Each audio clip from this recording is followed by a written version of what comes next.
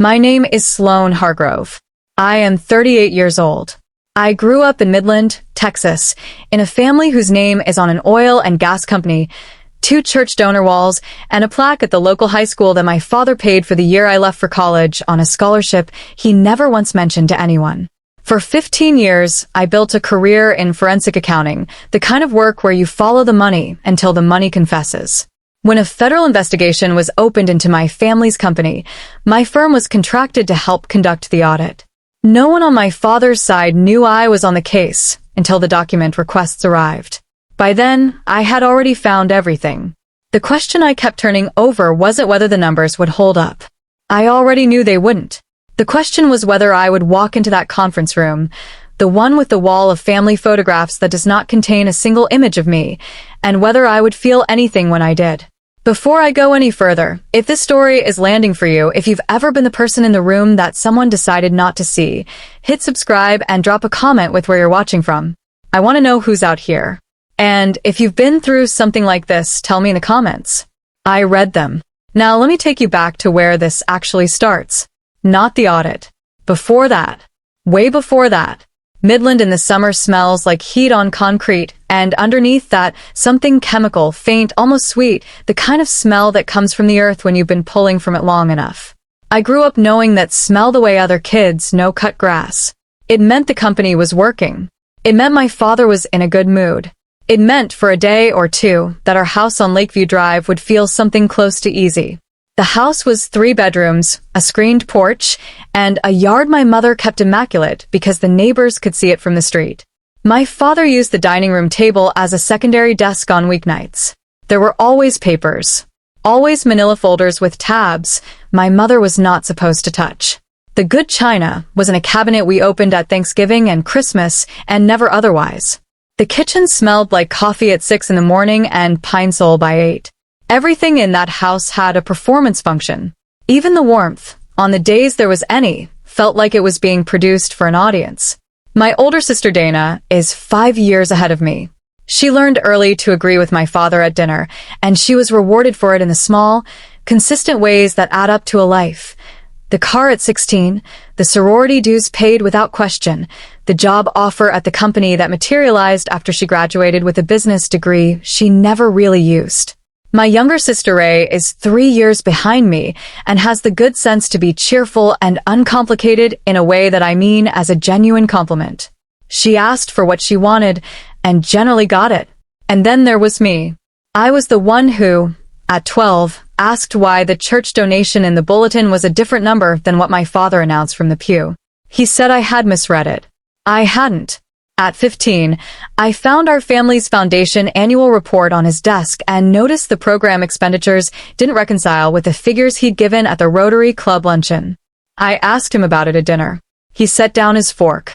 He looked at me the way you look at something that is technically yours but has become inconvenient. Sloane, he said, not everything that goes through your head needs to come out of your mouth. My mother added, without looking up from her plate, she's always been like this. That was the pattern in miniature. Not cruel, not loud, just the quiet removal of my observations from the table, which is its own kind of message, repeated often enough. Cole was 17 then, already being groomed to come into the company. He had my father's handshake and my father's laugh, that big, rooms-filling laugh, and he knew how to use both. He told me once, not meanly, that I made people uncomfortable because I looked at them too directly. I thought about that for years before I understood he was describing himself. The object that lives in my memory from those years is the conference room at Hargrove Energy Partners. Pale walls, hunter green carpet, a long mahogany table that my grandfather picked out in 1978, and the wall of photographs. My grandfather breaking ground with a shovel in 1971. My father at the ribbon cutting of the second facility in 1989. Cole at his first board meeting in 2008, then again at a company anniversary, then again at some award dinner. The photographs were framed in matching dark wood, hung with a level, overseen personally by my mother, who considered the wall a kind of institutional memory. I attended the ribbon cutting in 1989. I was 14 years old. I stood next to my father in a yellow dress, while someone took photographs. Not one of those photographs made the wall. It wasn't accidental. Nothing my mother did was accidental. My father's younger sister, Beverly, left Midland in 1991 after a disagreement with my grandfather about the direction of the company that eventually became a disagreement with my father about everything else. She settled in Austin, opened a bookkeeping firm on South Congress, and became, in her quiet way, the only adult in my childhood who told me that the thing I did, noticing, questioning, following the number to its source, was a gift. She was the black sheep. This was communicated to me in tones, not sentences. Her name was not mentioned at family dinners. Her Christmas cards were received and not displayed. When I was 16 and mentioned I'd called her, my mother's expression did the work that words were too polite to do. Beverly drove up to Midland exactly once a year, for our grandmother's birthday, and she and I would find each other in whatever corner of whatever room was furthest from the performance. She had her mother's hands and her father's stubbornness and her own particular quality of stillness. She didn't fidget, didn't fill silences, didn't laugh unless something was actually funny. The year I was 17, she found me in the backyard during my grandmother's party, sitting on the porch steps doing nothing, which in our family was considered slightly suspicious behavior. She sat down next to me. After a moment she said, "You know what I did when I was your age and noticed things people didn't want noticed?" I said I didn't. She said, "I wrote them down. I kept very good records." She didn't explain further. I didn't ask. When I was in college, Beverly mailed me a card every semester. Inside each one was a $20 bill, folded once, crisp, the way she did everything, and the same line, written in her careful bookkeeper's hand. The numbers always tell the truth, even when the people won't. I kept every card. They're in a shoebox in my study in Washington. I never told anyone in my family that I had them. At Thanksgiving 3 years ago, Beverly and I were both absent from the main table, she by permanent exclusion, me by choice, and she had me over to her house in Austin instead. We sat in her kitchen with coffee she made too strong on purpose because she knew I liked it that way. She went to her filing cabinet, the old green metal one with the dented bottom drawer, and she pulled out a folder. Inside was a printout of every professional citation that had ever mentioned my name, my firm's press mentions, a handwritten list, in her cramped, precise script, of every case I'd worked that became public record. She had been keeping it for years. She never told anyone in the family. She said simply, "I always knew they were reading the wrong balance sheet." I held the folder for a long time. I didn't say anything. Beverly didn't require me to. I still have the folder. It sits in my desk drawer, under the adding machine that belonged to my grandfather, the one Beverly found at a garage sale years later, recognized immediately, and saved for me without telling me why. The case file arrived on a Tuesday in October. The subject was listed as Hargrove Energy Partners, Midland, Texas. I read the name twice. Then I read it a third time.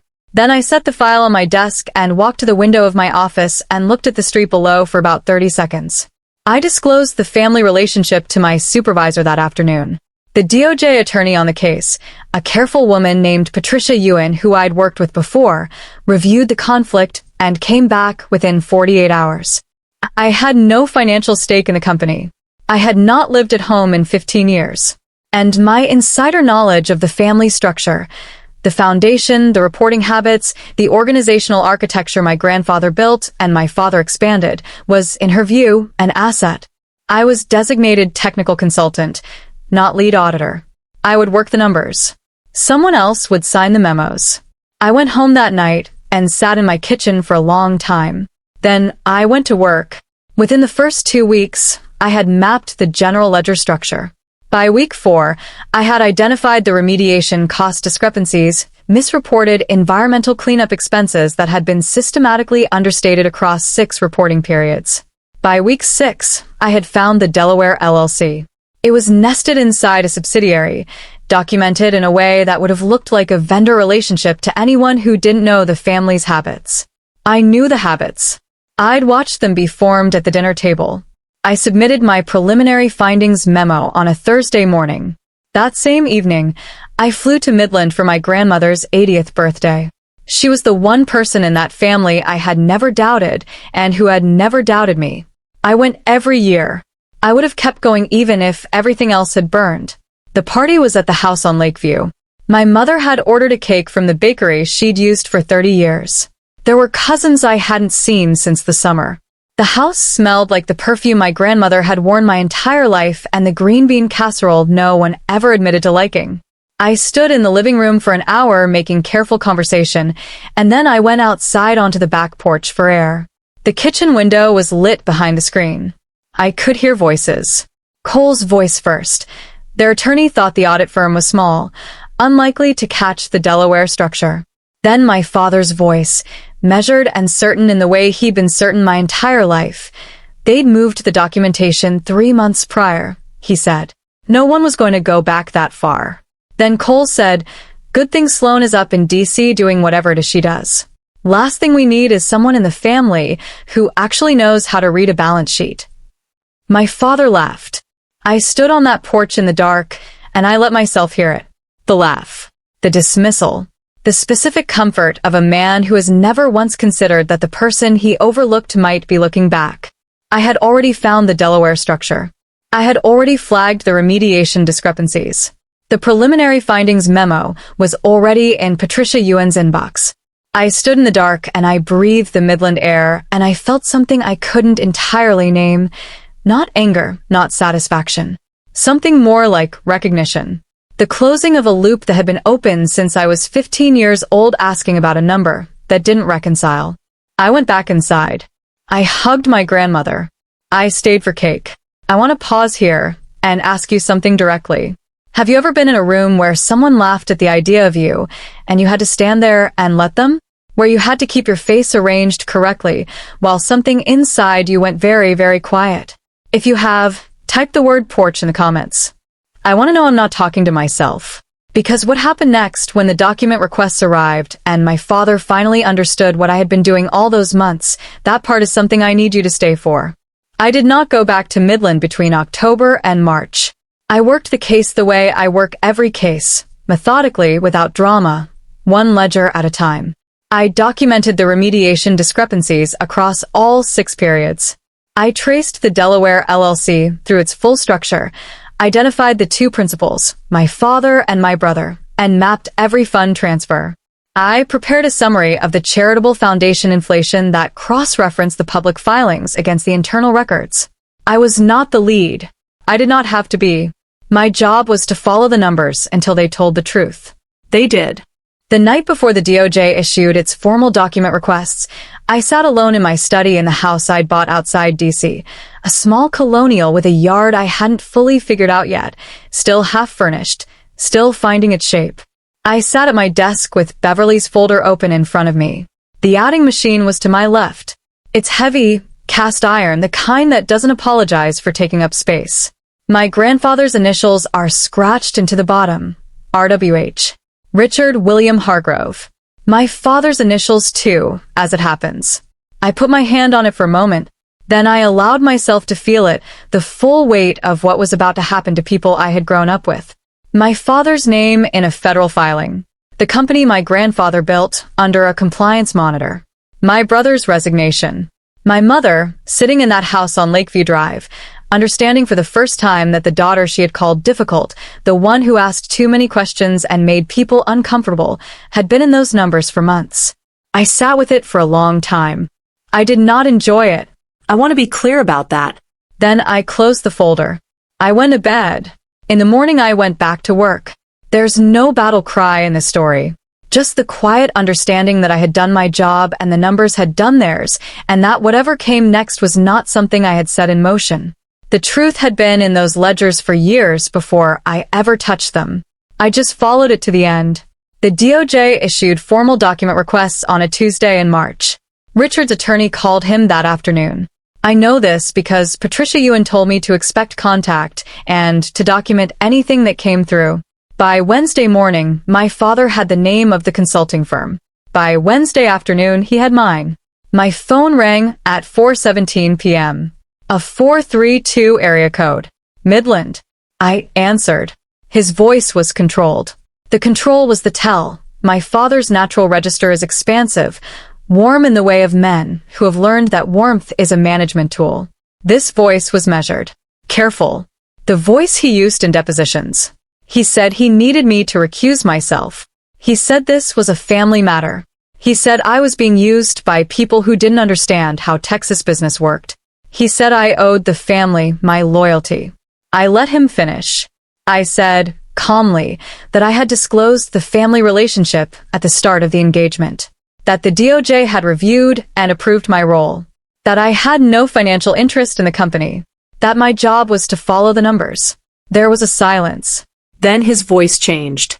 The control frayed at the edge of it, just slightly, the way fabric does when you pull it from one direction for too long. He said I was doing this out of spite. That I had always wanted to tear the family down, because I could not be part of it. That I had been angry my whole life, and I was finally finding a way to use it. I sat with that for a moment. Outside my window, Washington was gray and wet. I said, I did not make myself invisible in that conference room, Dad. You just assumed I would stay that way. The silence after that was different from the first one. I ended the call. I set the phone on my desk. I sat for a moment. The adding machine was to my left. I put my hand on it once, briefly, that cold iron weight, and then I went back to the ledgers. There's nothing in the record of that call that counts as confrontation by any legal definition. No raised voices. No threats. A technical consultant speaking with a subject's family member. That's all it was, on paper. But I know what it was. And he knew. And I will tell you that the moment I said those words, quiet, factual, not a performance for anyone, the loop that had been open since I was 15 closed. Not with a slam. With a soft, definitive click. Like a latch catching. He tried all of it. His attorney contacted Patricia Yuen's office within 24 hours arguing that my role represented a conflict of interest. Patricia Yuen responded with the documentation from October showing the full disclosure, the DOJ review, and my designation as technical consultant with no signatory authority on official findings. The motion went nowhere. He called Dana, who called me twice. I did not answer. I sent her a text that said I couldn't discuss the case and that I would call her when it was over. She did not call again. He called Ray, who called me once, and when I told her the same thing, that I couldn't talk about it, she said, quietly, I figured. I didn't know what she meant at the time. I think I understand it better now. The case took 14 months in total. The Delaware LLC was dissolved. The charitable foundation was placed under independent oversight for 5 years, with a compliance monitor who would review every filing. Cole resigned as co-director of the company in a statement that described it as a personal decision to step back from leadership. Richard retained his title. The company was restructured. A compliance officer was appointed. The settlement was covered by the Dallas Morning News in a story that ran on a Wednesday and was picked up briefly by national business press. My name appeared nowhere. I was a consultant. Consultants don't appear in settlements. But in Midland, people knew. Word moves in that city the way it moves in any small city, which is to say faster than any official filing. Richard's attorney knew. Cole's wife, who had not known about the Delaware LLC until the complaint was filed, had been conducting a different kind of audit of her own in the months since. The deacons at the church where my father had sat in the front pew for 30 years knew. The performance of the straight-dealing Texas patriarch, built over 4 decades, did not survive the year. That spring, the Hargrove Energy Partners conference room was renovated. The old hunter green carpet was replaced. The wall of photographs was painted over. No new photographs went up. I found out about the wall from Beverly, who heard it from our grandmother, who mentioned it in a Sunday phone call as though she were reporting on the weather. My grandmother said it as a fact, without commentary. But she had been a bookkeeper's daughter and a businessman's wife for 60 years, and she knew what facts meant. I sat with that piece of information for a long time. The wall that my mother had overseen, curated, maintained as a record of who counted in that family, painted over. I did not feel triumphant. I felt something quieter than that. Something more like the sensation of setting down a weight you'd been carrying for so long you'd stop noticing it. 3 months after the settlement, Dana called me on a Sunday. It was not an easy call. Dana is not a bad person. She is a person who learned very early that the path of least resistance in our family ran directly through agreement with our father, and she walked that path for 40 years, and now she was standing somewhere she didn't recognize and didn't know how she'd arrived. She said she didn't understand why I hadn't told the family. I said I couldn't have legally and that I wouldn't have ethically. She said she felt blindsided. I said I understood that. I said I was sorry that it had come to this, and I meant it. I am sorry. Not for the work, not for the findings, but for the particular grief of watching a family's image of itself collapse. She said, "You could have come home more. You could have tried harder." I let that sit between us for a moment.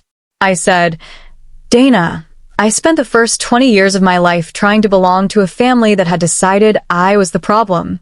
I stopped trying, because trying was the thing that was hurting me. That's not a character flaw. That's just self-preservation." She was quiet for a long time. Then she said, "I know." Just that.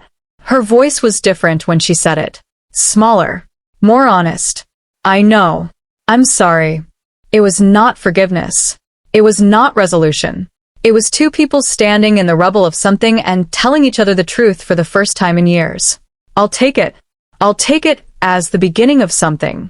My father has not called me since March. I do not expect him to. I have said everything I had to say to him in 2 sentences on a Wednesday afternoon in a quiet voice. Whatever he does with those sentences is his work, not mine. Cole's wife reached out, briefly, through an intermediary. She did not have anything to say to me exactly. She just wanted me to know that she knew. I wrote back 3 sentences. I wished her well. I meant it. It is 1 year later. I am in Washington. I was promoted to senior director 6 months after the case closed. My title is on a door now, which is a thing I try not to make a bigger deal of than it is, but which I notice every morning when I come in. I have a team of 7. We just started a new engagement. The numbers are waiting, and they are patient. Beverly drove up from Austin the night of my promotion. We sat at the bar of a restaurant I'd been saving for a good occasion, and she ordered champagne without asking me whether I wanted any, because she knew I did, and she said, and I will keep this sentence with me for the rest of my life, I always knew they were reading the wrong balance sheet. My grandmother still calls every Sunday at 11. We talk about her garden, about the price of things, about nothing much. She never mentions the case. She never mentions the wall. She asks how I am, and she listens to the answer, fully and without agenda, which has always been her gift. I fly to Austin 4 times a year. Beverly and I have dinners that go too long and coffee in the mornings in her kitchen, and I read her the interesting parts of my cases the way you read good passages aloud to someone you trust. She keeps a new folder now, in the same green metal cabinet. I've seen it. I pretended not to. I have not been back to Midland. I don't know if I will. I hold that question the way you hold something that doesn't have an answer yet, and doesn't need one. My study has 3 things on the walls. My CPA certificate, my forensic accounting certification, and a single framed photograph. The photograph is from my pinning ceremony at 23. I am standing straight. I am looking directly at the camera. My expression says that I have been somewhere difficult and came through it without losing the essential thing. Beverly took the picture. She drove 4 hours to be there. It is the only photograph of me that anyone in my family ever bothered to frame.